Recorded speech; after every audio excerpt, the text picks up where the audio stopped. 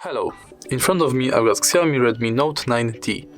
Today I'll show you how to add different type of cards to Google Pay.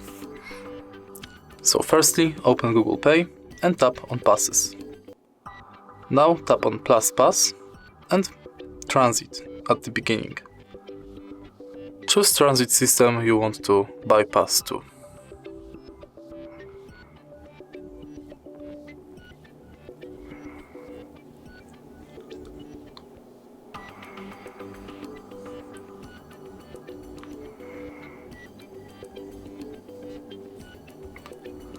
Next is loyalty program.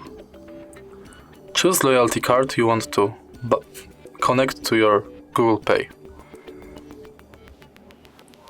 You can scan it or enter detail manually.